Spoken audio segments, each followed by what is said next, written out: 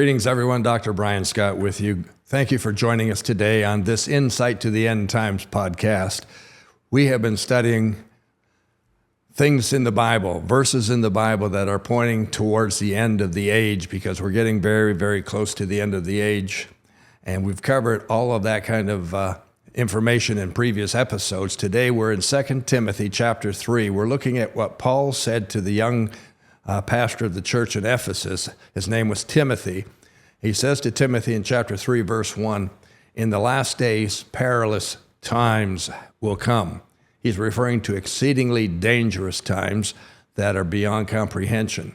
He then goes on in the subsequent verses to look at factors or characteristics that will define how men operate or how people live, how they operate, what their values are, what their beliefs are. And they are very, very disturbing. He starts off in verse 2 with, "Men will be lovers of themselves, and they'll be lovers of money. And they will also be boasters and proud, and they will blaspheme." And then he gets into verse 3, and he says, they're going to be unloving. They're going to be unforgiving. They're going to slander people. And then number 12 on our list, they'll have no self-control. They'll be without self-control. Now, we were examining this on Monday this week. Here we are in the last week of August 2024, and we're looking at what does it mean to be without self-control.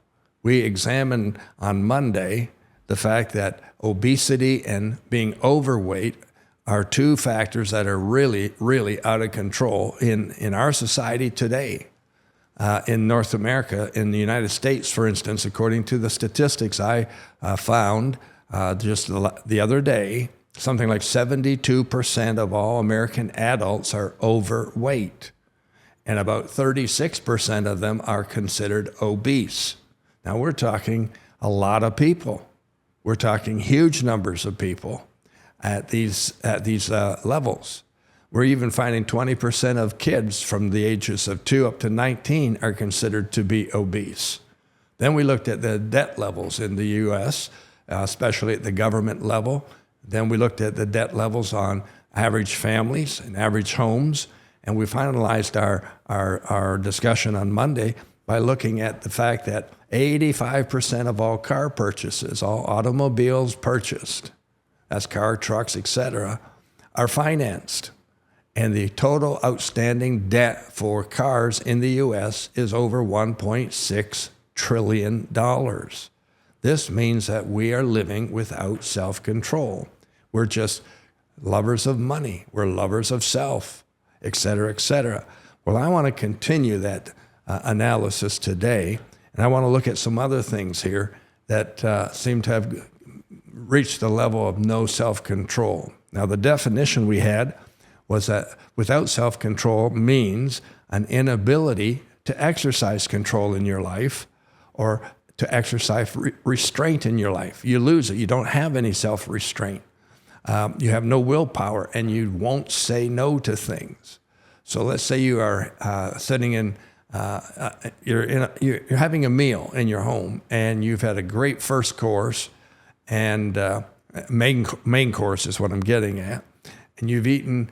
Oh, you've really enjoyed it. Maybe it's a Thanksgiving dinner. Maybe it's a birthday gathering. Maybe it's a Christmas dinner, but you've had a great meal and you are filled to overflowing.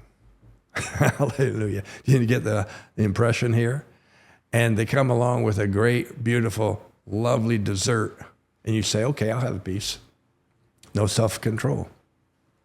You're already too full to do anything, and I can't miss out on that chocolate cake or that apple pie a la mode or so on and so forth. So yes, it's a problem that we're all facing. It's a huge problem. Let's look at some other areas. I want to look at uncivil behavior that has occurred in our society today. It's on a level of being a endemic. It's similar to a pandemic, but in this realm, it's civil unrest. And 70% of Americans, as of 2013, so that's over 10 years ago, they had come to the conclusion that civil unrest in the United States had reached epic proportions. Now think about that. 10 years ago, 11 years ago, 70% of people, 7 out of 10 people said, hey, we're living in a society that is on the edge of civil unrest. It's reached epic proportions. I want to suggest to you it's even greater today. And the type of unrest is even more aggressive today than it was then. 43% of Americans expect to see civil unrest in some form or another in the next 24-hour period. So we're talking about amazing, amazing issues here. Now, the statistics in Canada compared to the United States, usually we're lagging way behind in percentages and in numbers. For one thing, the American population is around 345 or 346 million people. Canada's population is just slightly over 40 million. So there's at least 8 to 9 times as many people in the U.S. as in Canada. The result is you would expect greater unrest. Here's what's concerning to us as Canadians. It's getting really bad here. We're seeing far more unrest than we've ever seen before. We have seen it through the pandemic, the COVID-19 pandemic. Civil trials are still going on and criminal trials are still going on related to that. We've seen the response from the government as unheralded. We never saw any such thing before. So we got a lot of stuff going on. And every day, or almost every day, we read in our newspapers or on the internet or over the evening 6 o'clock news of more homicides, more home invasions, more anti-Semitism, and so on and so on and so on. It is getting really, really out of control. Really out of control. Since October 2023, when the conflict in Israel began, and now we're into what it is, we're getting close to a year, like 10 months now since that issue began. The civil unrest that has followed in our country and probably in other countries like the U.S., but certainly here in Canada, has been enormous. Like, it's off the charts. We've never, ever experienced anything of such a magnitude. So here's what Paul says. You're going to have perilous times coming in these last days. We know what the verse says. We see all these distinctions of how it will operate. Most of them don't necessarily touch us personally, so we don't get the full thrust of what's going on. Let me tell you, it is heavily going on. Let me talk about another area. What about school bullying? 50% of the kids in school report uncivil behavior and bullying occurring at school. People are pulling their kids out of school. And what we're finding of late is Jewish families are pulling their kids out of school because their kids are coming under such heavy-duty bullying and anti-Semitism. Massive. It's like, how could this ever occur? In politics, we're seeing the relationship between individuals from the different parties. In the U.S., you have essentially 2 major parties. In Canada, we have 3 or 4 or 5 major parties. But the interaction between these people, it's uncivil. It's without control. The statements that are made, the bullying that occurs, the ugly behavior is beyond comprehension. It's absolutely what's happened to these people. So uncivil, out of control, without restraint behavior has permeated our media, the workplace, the government, professional offices, even families. We see it everywhere now. So when Paul was listing these various components of perilous days and perilous times, this, without self-control, is something that is really, really stretching its tentacles into every area of our life, such that you have to be extremely careful what you say and how you say it. And you can't leave people with inferences anymore because they'll take them the wrong way. I've got another area for you that really shocks me. This is driving a vehicle. Now, I've been driving for a lot of years, and I can't say that I've ever experienced this or seen this personally, but the statistics are there. Let me read some to you. This goes back to 2014. In 2014, 247 drivers pulled a gun, and some of those instances they actually fired at another car driver. In 2016, it jumped from 247 who did this to 620 who did it. And that trend has continued. So it's happening at a rate of about 2.5 to 3 times a day. Someone is pulling a gun and aiming it at another driver because they are angry, upset, whatever, and they no longer have self-control. 80% of drivers on the highway, these are U.S. figures, they've witnessed serious aggression, road rage, and anger at least once a year. 80% of drivers. Do you realize how many that is? That's massive. 51% of drivers report that they have tailgated on purpose. That translates into over 100 million drivers have tailgated on purpose because they were upset and angry and they had no restraint. Now, this can result in serious accidents, obviously.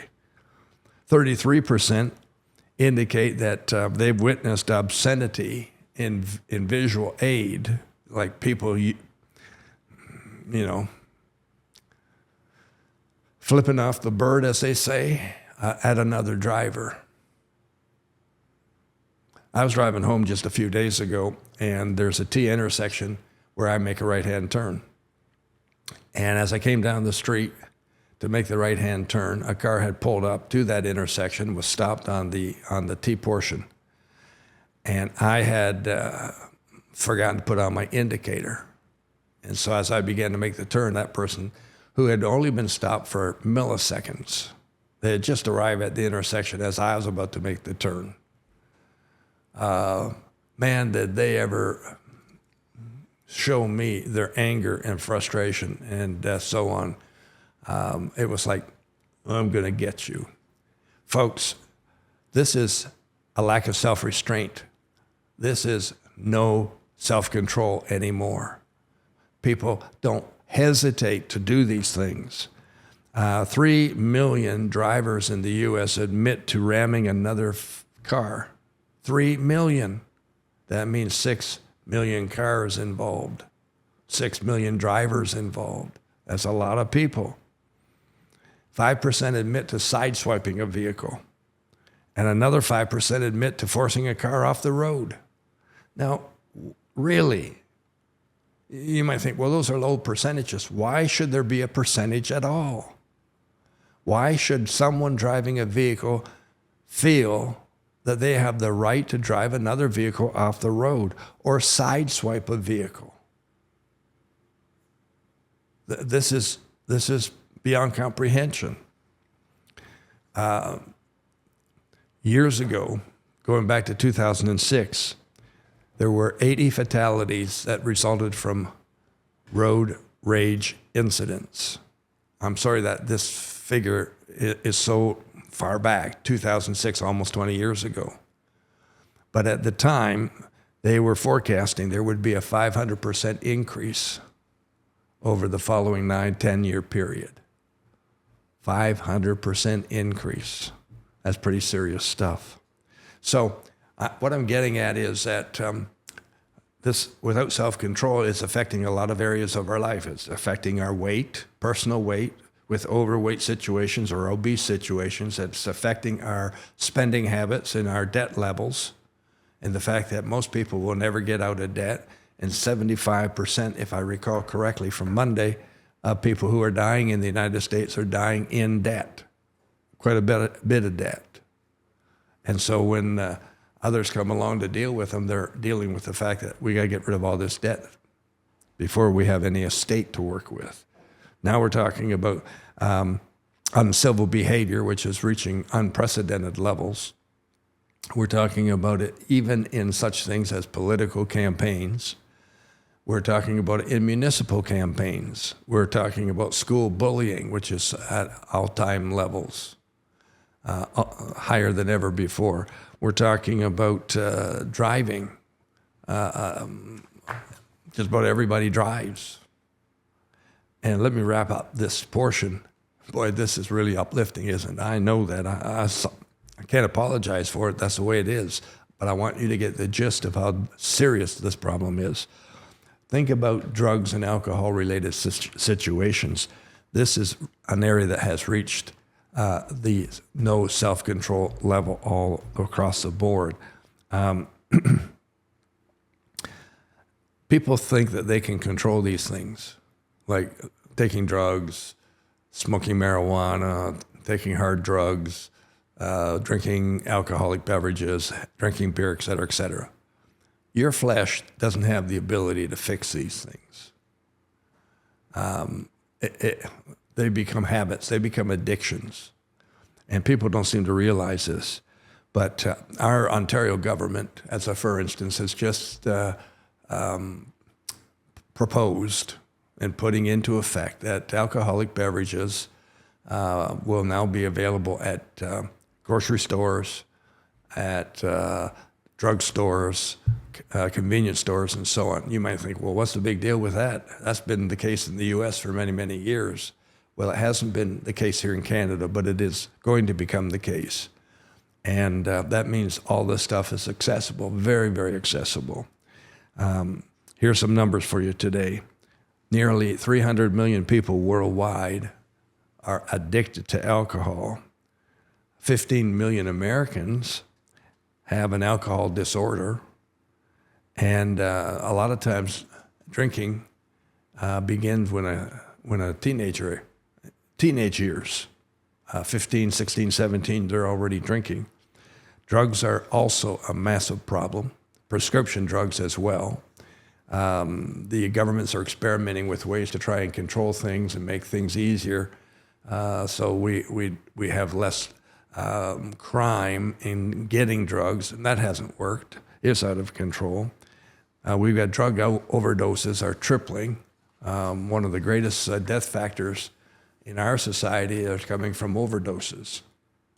So we've got millions and millions of people who are using recreational drugs. We have young people in the 12 to 17 year bracket. They're experimenting with things like marijuana. Here are some really startling statistics. This goes back 6 years to 2018.